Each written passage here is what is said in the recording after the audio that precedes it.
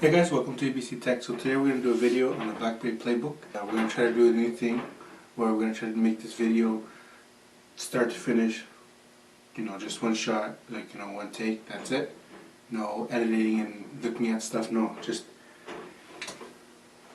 kind of make my thoughts and feeling on it, because this tablet, when it came out, was one that I really did like, and I wished they had done a few things differently, and I think could have been around even today if they had.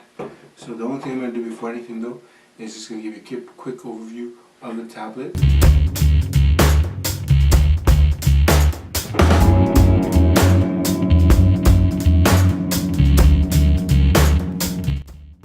So this is the top part of the tablet here. You have the power button, the volume down and back button, the play button, the pause button, and the forward and volume up, as well as a 3.5mm headphone jack here at the top.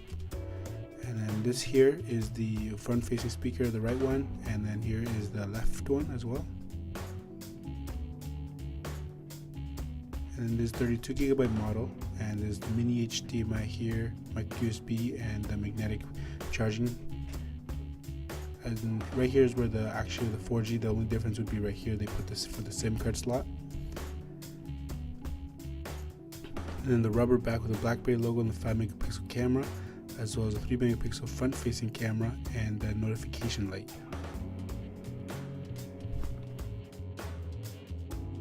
So I'm just going to play around with here a little bit so you can see kind of what the way it works with the multitask, the swiping up action and everything like that.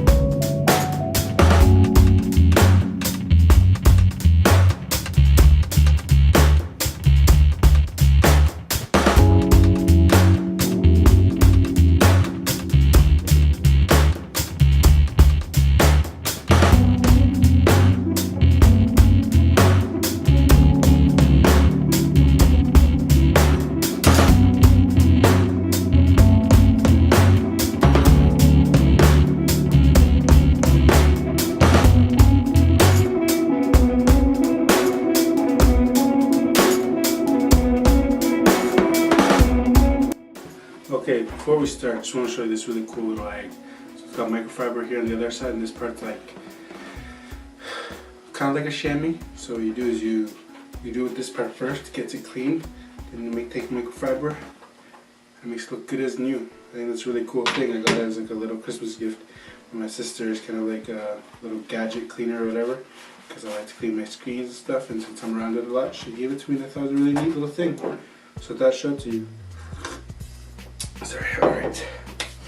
So the Playbook, when it came out, it was 2011, and it came out with some good things, as well as some things that were not the greatest. So we'll go over some of the things that I really enjoyed about it and why I think I really liked it.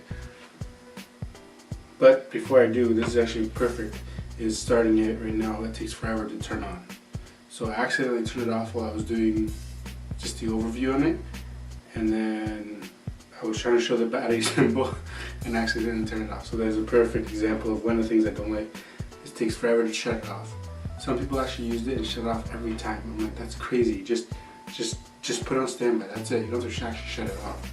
But the Playbook, when it came out, it didn't come out very cheap, and it took a little bit. BlackBerry brought everything down like crazy because the sales were not the greatest. So trying to compete with iPad, the HP touchpad, the Samsung Galaxy Tab, the original Tab 10.1, the Motorola Zoom. So there was a few HDR Konia E500, which I did have.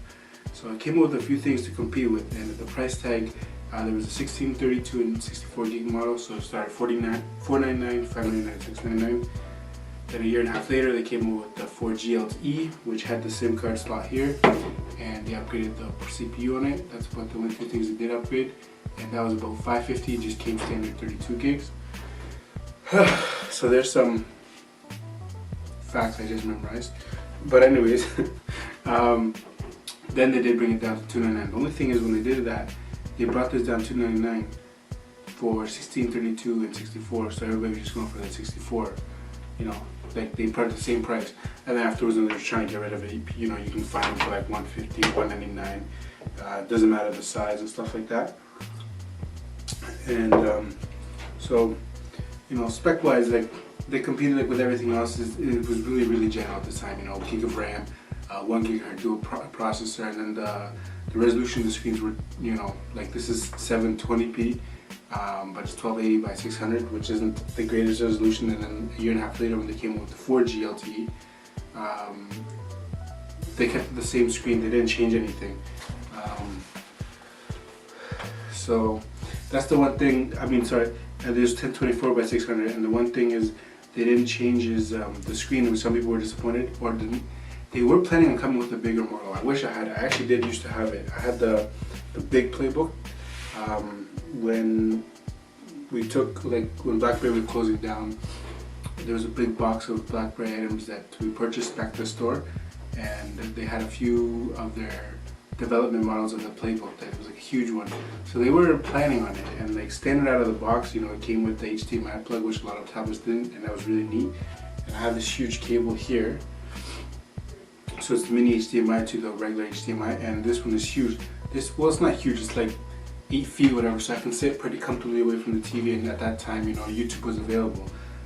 So, see, like, what I liked about it was, I did like the size of it, personally. The screen at that time was really nice. This is 2011, so 6-7 years ago now. The screen was nice. It had Wi-Fi, you know, this is the 32 gig model. It didn't have expandable storage, which I know a lot of the Samsung tabs and HP and all these were bringing out. So this one didn't have. It was kind of like towards the iPad. At that time, iPad 2 was out, so it was tough to compete with. But the iPad 2 was starting at $499 and went up to $900 pretty much, right? So there were a few factors in that. But for me, what I really loved was how easy they made multitasking with everything.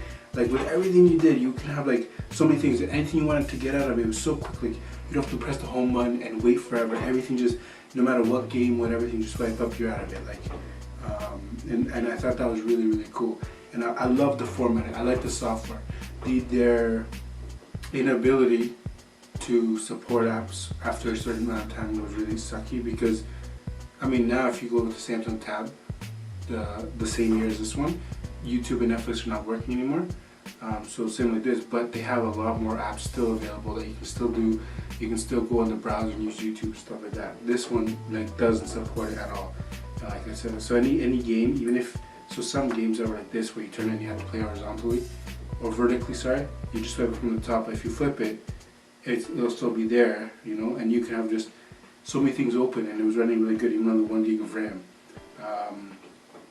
For its time, the 5 megapixel camera was low resolution, but it took pretty decent quality pictures at the time, and it didn't. But the one thing they didn't take out is the flash. And then when they came with the improvement, they didn't at least make it 8 megapixels to compete with most of the tablets that were coming out, or at least add flash. They kept it the same. The overall look of the tablet, though, or whatever, and feel was really great, and I really liked it. I thought it was great. Like the way it felt, the way it looked, it was just sleek and very easy portable. You can put it in some, depending how big your pockets were, you can put it in your pocket. And they had the magnetic charger, which I thought was really cool. It was an additional like $50 to $75 price to buy. Now they can buy them for like $25 or so. And then the mini HDMI, and then the USB here, the micro USB. They had a lot of issues because the way it looked, it looks like it's like a little rectangle. They didn't keep it shaped like a micro USB cable. So that was actually a big problem, because so many people had issues with charging ports because they would keep putting them down and it would actually go in. And that was really a big issue a lot of people had. And soldering of these was tough. Like, but we had a lot of people come with that issue. Like, it was just too common. So I'm kind of mixed bag here. You know, I'm trying to just go through this whole thing, right? But they had the front-facing speakers, which destroyed most of the tablets that had come at that time. Like, these go loud. Here, let me see if I can play something for you. These are awesome. And like the 720p, when you look at the screen though, it looks really nice, right? Here, let me just see if I have something here for you. Just some random, but I'll show you. This, like, from there you can hear.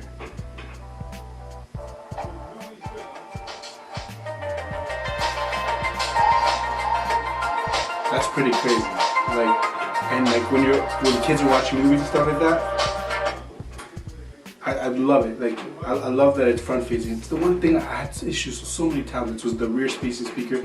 One little thing and you covered it. Was so annoying. They put the nice 2 speakers here and they sounded good. And if you have any issues, they're easily replaceable. Like this tablet, you just pop off the back. The speakers are here. The big batteries are here. The motherboard's right there. You can replace this the whole flex with the power button, because the power button after a while gets kind of stuck in there, pushed in, so it's kind of mushy there. But it had so many good things.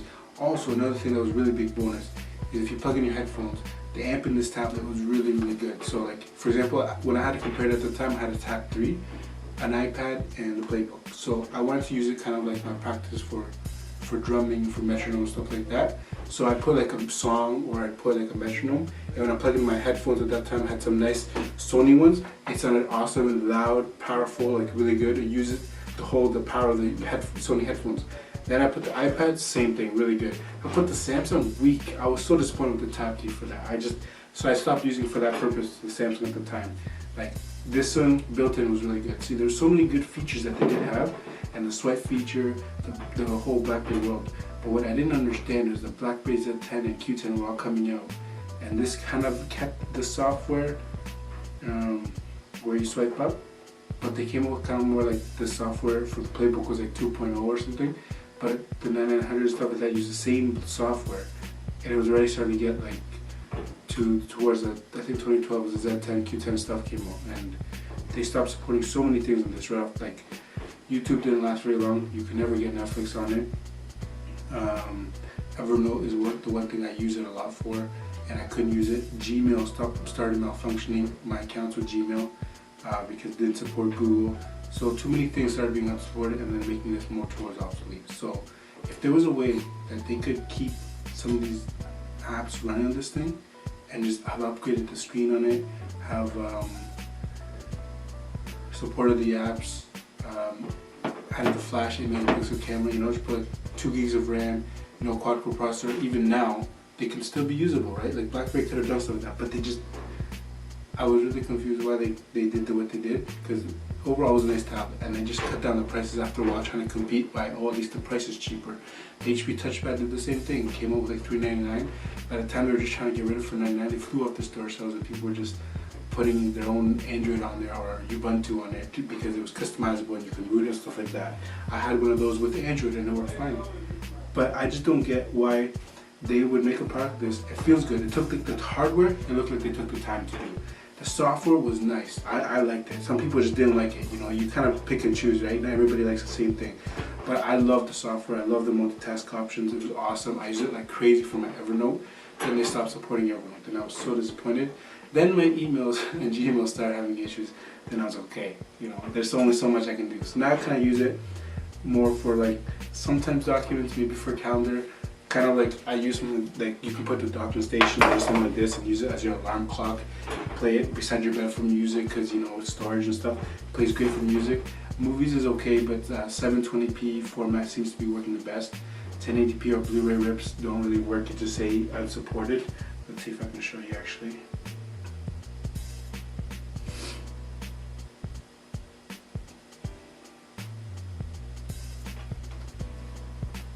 So I have two here. So I have unaccompanied minors at 720p. I'll play it no problem. You know? So if you get 720p rips, it'd be no problem. Then if you get this one, Guardians of the Galaxy 2, 1080p but Blu-ray rip,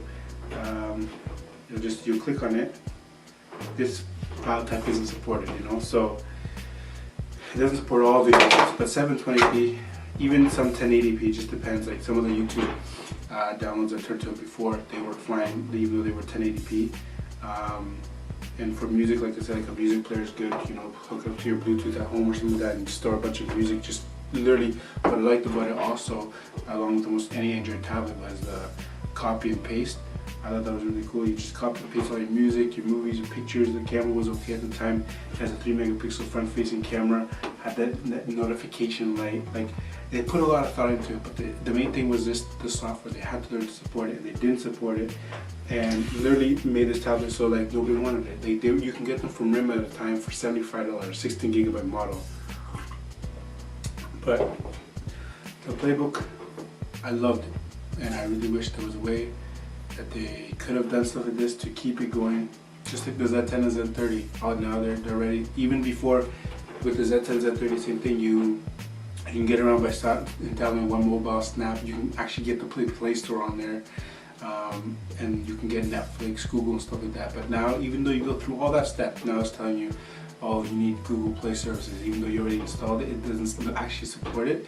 And even if you go work around it, stuff, that same thing. So now it gets to the point where, even though I love BlackBerry, I can't be carrying around two phones because I like the hub. And the new Androids have the hub.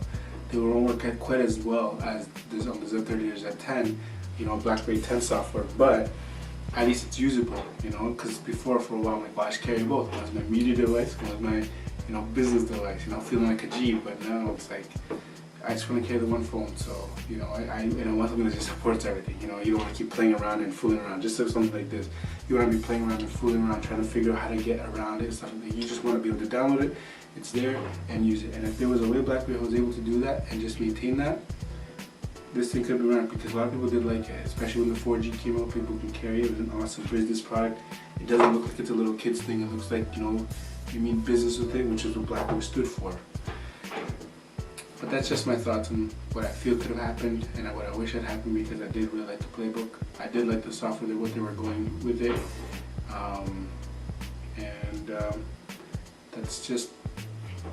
That's everything. That's it. Hope you liked the video, guys. Like and subscribe. Tell me what you think in the comments below and what tablet you liked, and go from there. See you in the next one.